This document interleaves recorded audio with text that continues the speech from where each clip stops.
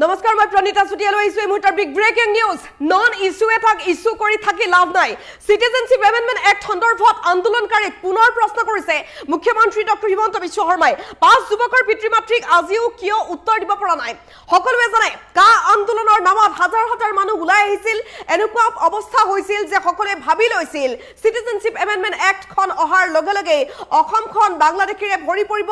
অসমখন হিন্দু বঙালীয়ে ভৰি পৰাৰ লগে লগে অসমীয়া ভাষা নোহোৱা হৈ যাব অসমীয়া মানুহ থাকিব নোৱাৰা হ'ব আৰু সেই পৰিস্থিতিত কেনেকুৱা ডাঙৰ আন্দোলন হৈছিল আৰু সেই আন্দোলনৰ সময়ছোৱাত দুৰ্ভাগ্যবশতঃ পাঁচ গৰাকীয়ে প্ৰাণ দিবলগীয়া হৈছিল আৰু সেই পাঁচ গৰাকীক এতিয়া পৰিয়ালটোক কোনোবাই উত্তৰ দিব পাৰিবনে মুখ্যমন্ত্ৰী ডক্টৰ হিমন্ত বিশ্ব শৰ্মাই পুনৰ প্ৰশ্ন কৰিছে বৰ্তমান সময়ত অহা এই নতুন অৰ্ডাৰটোক লৈ সমগ্ৰ ৰাজ্যত পুনৰবাৰ প্ৰতিক্ৰিয়া আৰম্ভ হৈ গৈছে মুখ্যমন্ত্ৰী গৰাকীয়ে কৈছে যে সিটিজেনশিপ এমেন্ডমেন্ট এক্ট আহিল ঠিকই কিন্তু সকলোৱে যে ভাবি আছিল লাখ লাখ মানুহ আহিব কত লাখ লাখ মানুহ আহিল লাখ লাখটো দূৰৰ কথা হাজাৰ মানুহো নাহিল দেখোন 100 মানুহো নাহিল 12 গৰাকী লোকে আবেদন কৰিছিল তাৰে 3 গৰাকীয়ে নাগৰিকত্ব পাইছে বাকিখিনিৰ বিচাৰ প্ৰক্ৰিয়া এতিয়াও চলি আছে ঠিক তেনেকুৱাকৈ এই নতুন অৰ্ডাৰৰ অধীনতো কোনো অসমলৈ নাহে এই কথা নিশ্চিত থাকক বুলি ক'লে মুখ্যমন্ত্ৰী ডক্টৰ হিমন্ত বিশ্ব শৰ্মাই এই সব বিচাৰে আটাইকৈ ডাঙৰ আপডেট বিগ ব্ৰেকিং নিউজ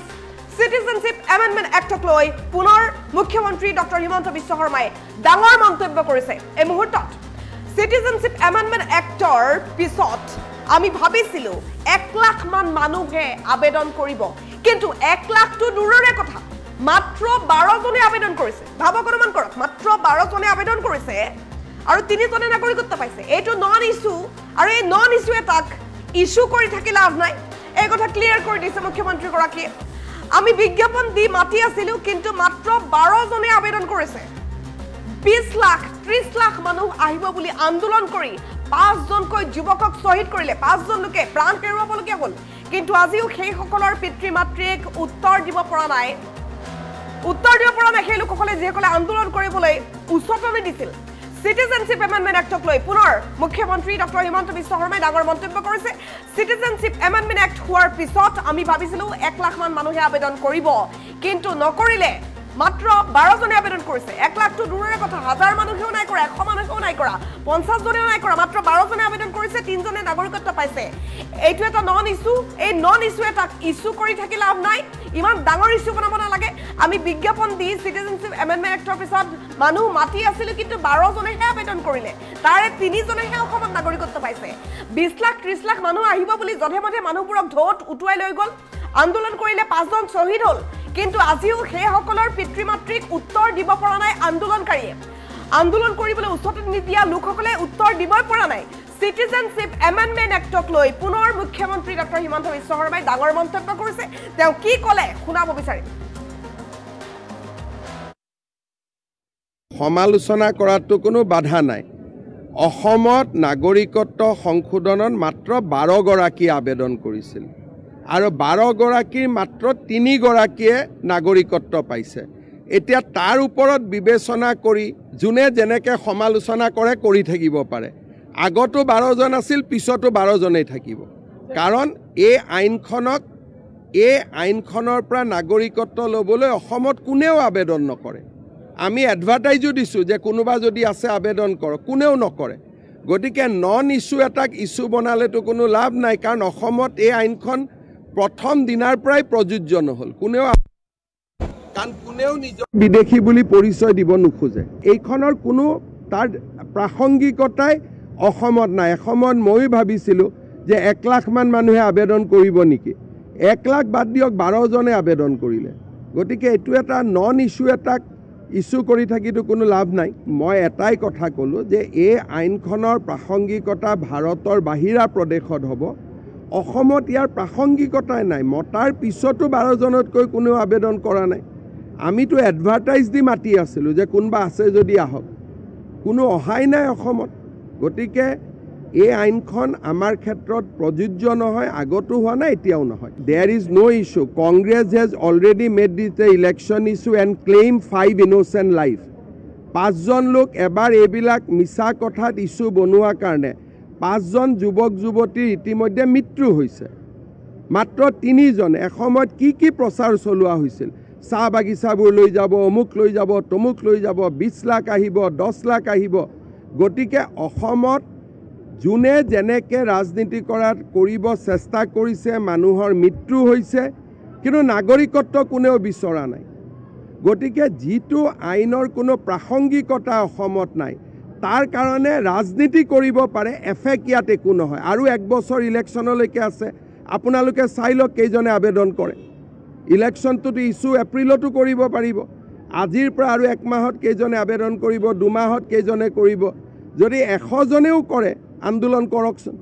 কিন্তু কোনেও নকৰে আবেদন মই গ্যাৰেণ্টি দি ক'ব পাৰোঁ মই ক'লো নহয় দল সংগঠন একলগ কৰি 5 জন ল'ৰাক তেওঁলোকে শ্বহীদ কৰিলে তেওঁলোকৰ মাক বাপেকক আজিলৈকেতো উত্তৰ দিব পৰা নাই যে লাখটো ক'ত গ'ল 20 লাখ ক'ত গ'ল 5 লাখ ক'ত গ'ল 4 লাখ ক'ত গ'ল গতিকে এটা যিটো কথাৰ কোনো বেছ নাই অসমত ইতিমধ্যে প্ৰমাণিত হৈছে যে কোনেও এপ্লিকেশ্যন নকৰে অসমত এটা প্ৰমাণিত হোৱা তথ্য এটাক যে সূৰ্য পূবৰ পৰা ওলাই এইটো প্ৰমাণিত এতিয়া পশ্চিমৰ পৰা ওলাই বুলি আন্দোলন কৰিলেতো কোনো লাভ নাই সমালোচনা কৰাটো কোনো বাধা নাই অসমত নাগৰিকত্ব সংশোধনত মাত্ৰ 12 গৰাকী আবেদন কৰিছিল আৰু 12 গৰাকীৰ মাত্ৰ 3 গৰাকীয়ে নাগৰিকত্ব পাইছে এতিয়া তাৰ ওপৰত বিবেচনা কৰি যোনে যেনেকে সমালোচনা কৰে কৰি থাকিব পাৰে আগতো 12 জন আছিল পিছতো 12 জনেই থাকিব কাৰণ এই আইনখনৰ পৰা নাগৰিকত্ব ল'বলৈ অসমত কোনেও আবেদন নকৰে আমি এডভাৰটাইজো দিছোঁ যে কোনোবা যদি আছে আবেদন কৰক কোনেও নকৰে গতিকে নন ইছ্যু এটাক ইছ্যু বনালেতো কোনো লাভ নাই কাৰণ অসমত এই আইনখন প্ৰথম দিনাৰ পৰাই প্ৰযোজ্য নহ'ল কোনেও নিজৰ বিদেশী বুলি পৰিচয় দিব নোখোজে এইখনৰ কোনো তাৰ প্ৰাসংগিকতাই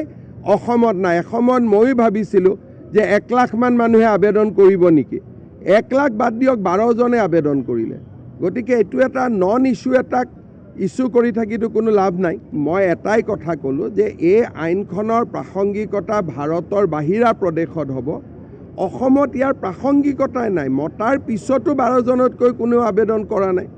আমিতো এডভাৰটাইজ দি মাতি আছিলোঁ যে কোনোবা আছে যদি আহক কোনো অহাই নাই অসমত গতিকে এই আইনখন আমাৰ ক্ষেত্ৰত প্ৰযোজ্য নহয় আগতো হোৱা নাই এতিয়াও নহয় there is no issue Congress has already made this the election issue and claim 5 innocent life 5 জন লোক এবাৰ এইবিলাক মিছা কথাত ইছ্যু বনোৱাৰ কাৰণে 5 জন যুৱক যুৱতীৰ ইতিমধ্যে মৃত্যু হৈছে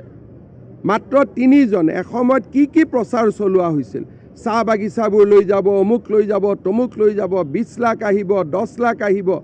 গতিকে অসমত যোনে যেনেকে ৰাজনীতি কৰিব চেষ্টা কৰিছে মানুহৰ মৃত্যু হৈছে কিন্তু নাগৰিকত্ব কোনেও বিচৰা নাই গতিকে যিটো আইনৰ কোনো প্ৰাসংগিকতা অসমত নাই তাৰ কাৰণে ৰাজনীতি কৰিব পাৰে এফেক্ট ইয়াত একো নহয় আৰু এক বছৰ ইলেকশ্যনলৈকে আছে আপোনালোকে চাই লওক কেইজনে আবেদন কৰে ইলেকশ্যনটোতো ইছ্যু এপ্ৰিলতো কৰিব পাৰিব আজিৰ পৰা আৰু এক মাহত কেইজনে আবেদন কৰিব দুমাহত কেইজনে কৰিব যদি 100 জনেও কৰে আন্দোলন কৰকচোন